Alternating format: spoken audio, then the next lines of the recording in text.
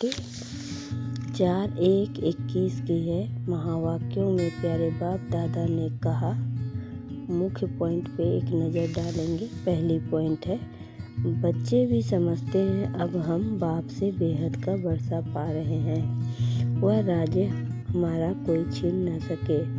भारत का राज्य बहुतों ने छीना है ना, मुसलमानों ने छीना, अंग्रेजों ने छीना, वास्तव में पहले तो रावण ने छीना आसुरी मत पर। यह जो बंदरों का चित्र बनाते हैं, hear no evil see no evil, इनका भी कोई रहस्य होगा ना।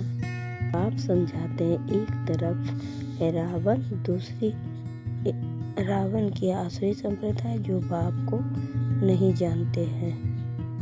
फिर दूसरी पॉइंट में बाबा ने कहा, दूसरी तरफ हो तुम बच्चे, तुम भी पहले नहीं जानते थे बाप इनके लिए भी सुनाते हैं कि इसने भी बहुत भक्ति की है। इनका यह है बहुत जन्मों का अंत का जन्म, यही पहले पावन थे, अब पतित बने हैं। इनको मैं जानता हूँ, अभी तुम और किसकी मत सुनो। बाप कहते मैं तुम बच्चों से बात करता हूँ। हाँ, कभी कोई मित्र संबंधियों आदि को ले आते हैं तो थोड़ी बात कर लेता हूँ। पहली बात तो है पवित्र बनना, तभी बुद्धि में धारणा होगी। 3 पॉइंट में बाबा ने कहा, मोह की रग कम नहीं है, नष्टो मोह होना मेरा तो इसके बाबा दूसरा न कोई। हम तो बाबा की शरण लेते हैं, हम विष कभी नहीं देंगे। तुम ईश्वर तरफ आते हो तो माया भी तुमको छोड़ेगी नहीं, खूब पछाड़ेगी। 4 पॉइंट में बाबा ने कहा, आत्मा का व परमात्मा का साक्षात्कार होने से खुशी थोड़ी ही होती है। मेहनत कर बाप को याद करना है तो विकर्म विनाश होंगे। बाप कहते हैं मेरे में ज्ञान बंद हो जाएगा तो मेरे में भी बंद हो जाएगा, तेरे में भी बंद हो जाएगा। नॉलेज ले उच्च बन जाते हैं, सभी कुछ ले लेते हैं, फिर भी बाप तो बाप है ना, तो आत्मा ही रहेंगे। बाप होकर तो नहीं रहेंगे। है बाप है, बच्चे बच्चे हैं। यह विचार सागर मंथन कर डीप में जानने की बात है। लास्ट में बाबा ने 5वां पॉइंट में कहा, शरीर आदि का कोई भी भान ना आवे, उसी अवस्था में जाना है। बाप आप समान बनाते हैं, तुम बच्चे भी आप समान बनाते रहते हो। एक बाप की याद रहे ऐसा पुरुषार्थ करना है। अभी टाइम पड़ा है, यह रिहर्सल तीखा करनी पड़े। प्रैक्टिस नहीं होगी तो खड़े हो जाएंगे, टांगे थिरकने लग पड़ेगी और हार्ट फेल अचानक होता रहेगा। प्रधान शरीर को हार्ट फेल होने में देरी थोड़ी ही लगती है। न अशरीरी होते जाएंगे, बाप को याद करते रहेंगे, उतना नजदीक आते जाएंगे। योग वाले ही निडर रहेंगे। योग से शक्ति मिलती है, ज्ञान से धन मिलता है। बच्चों को चाहिए शक्ति। अब विस्तार से सुनेंगे। मुख्य सार है, मीठे बच्चे कदम कदम पर बाप की श्रीमत पर चलते रहो। एक बाप से ही सुनो तो माया का वार नहीं होगा। प्रश्न में बाबा ने कहा, उच्च पद प्राप्त करने का आधार क्या है? उच्च पद प्राप्त करने के लिए बाप के हर डायरेक्शन पर चलते रहो। बाप का डायरेक्शन मिला और बच्चों ने माना, दूसरा कोई संकल्प तक भी न आए। दूसरी पॉइंट में कहा बाबा ने, इस रूहानी सर्विस में लग जाओ। तुम्हें और कोई की याद नहीं आनी चाहिए। आप मुए मर गई दुनिया, तब उच्च पद मिल सकता है। वरना सारी दुनिया से वैराग्य हो, पुरानी दुनिया से नई दुनिया से लगाव हो।